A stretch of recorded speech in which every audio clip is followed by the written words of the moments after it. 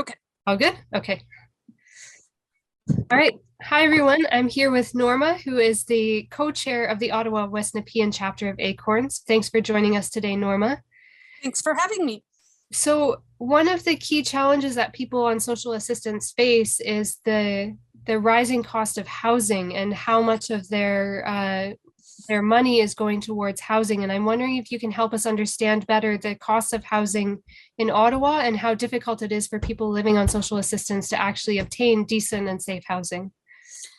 So right now, an average one room bachelor is going for around, I would say something close to 1,800 to $2,000 for one.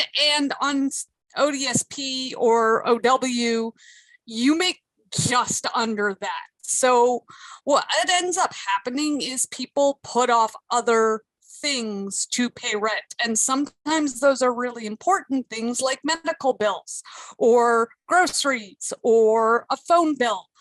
So like it's really a case of you're not even living paycheck to paycheck. You're living on borrowed time because you are always going to be behind on something. And it's really stressful to live like that, to the point where like people's health is affected by how much stress over finances they live with. So it can be a really hard situation to get out of. Right. So, And many people who are living on social assistance have applied for community housing or supportive housing, which can provide them with rent geared to income rental rates, which makes it more livable, but there's not enough of that. And so, what happens when people living on social assistance have to look for market rent and we're seeing rents that are that high? What kind of housing do they end up with then? So what we're ending up seeing is people on disabilities having to live with multiple roommates or in rooming houses, which are not necessarily equipped to deal with someone with certain disabilities. Say you need a wheelchair and you have to go into a rooming house. They might not have the appropriate ramps for you, and it becomes a cost to build those ramps, and that becomes even more difficult to deal with. And stuff like that just keeps happening. I keep talking to members who are having these kinds of problems where like the housing they're living in is not supportive for the disabilities they have.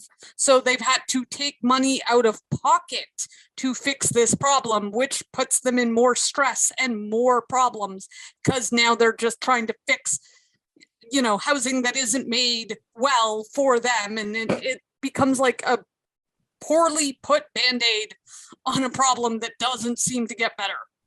Right, right.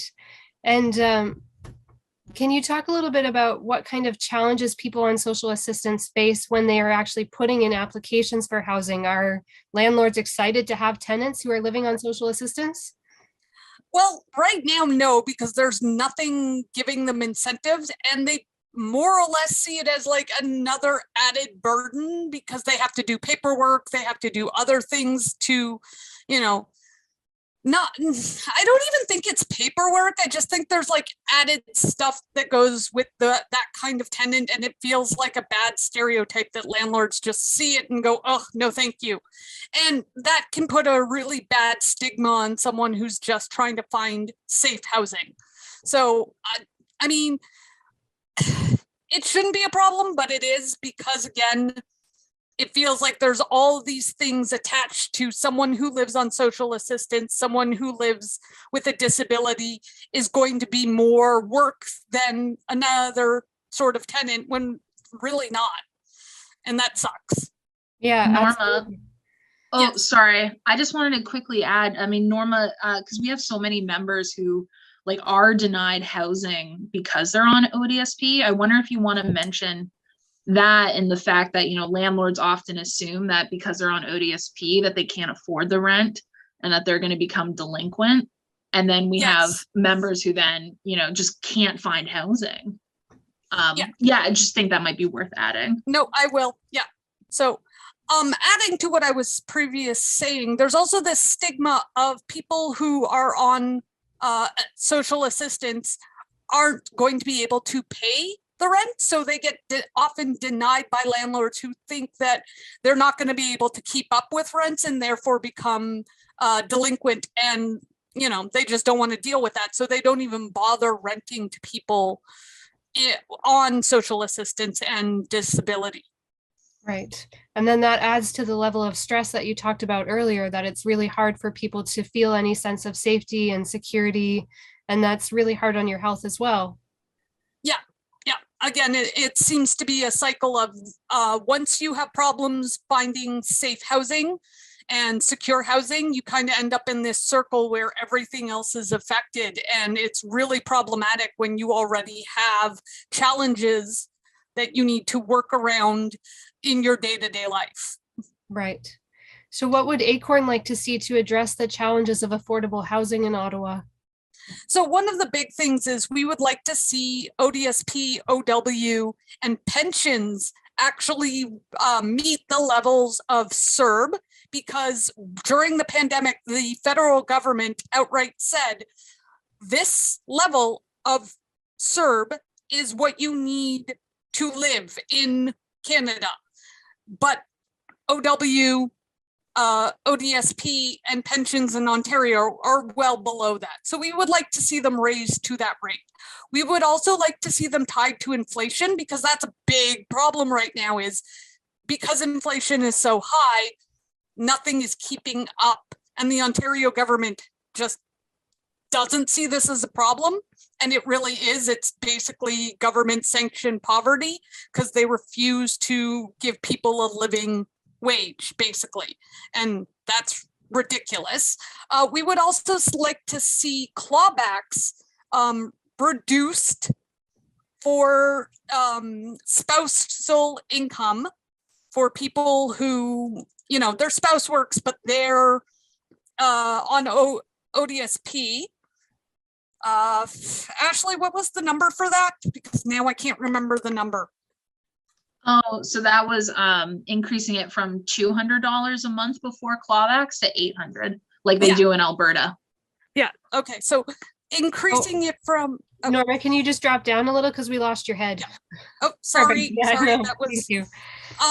So yeah, we would like to see the clawbacks reduced from 200 up to 800 a month, basically, for spousal income. Oh, sorry. I think that's employment income. Employment Norma. income. Yeah, sorry, employment income. Okay. Do you want to talk about housing though, Norma? Maybe like the rent control campaign? Yeah.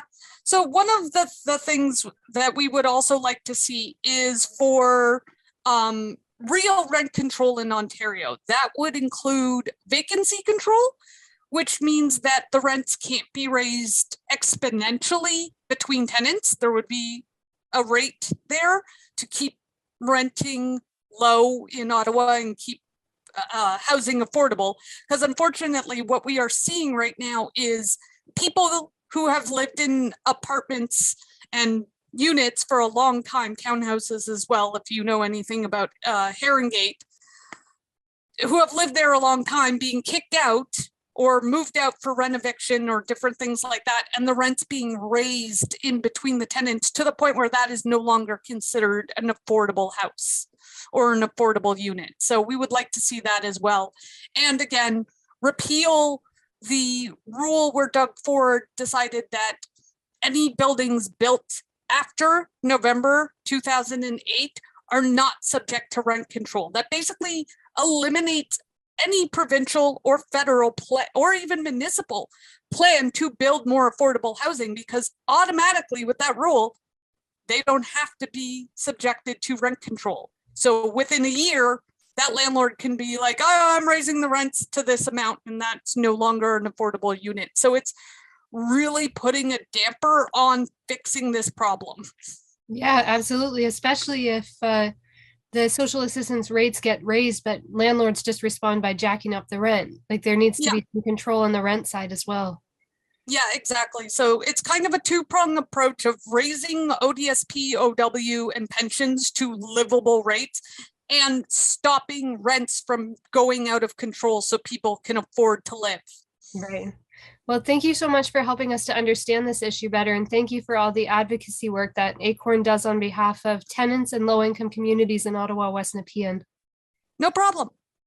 All right. Thank you for having me.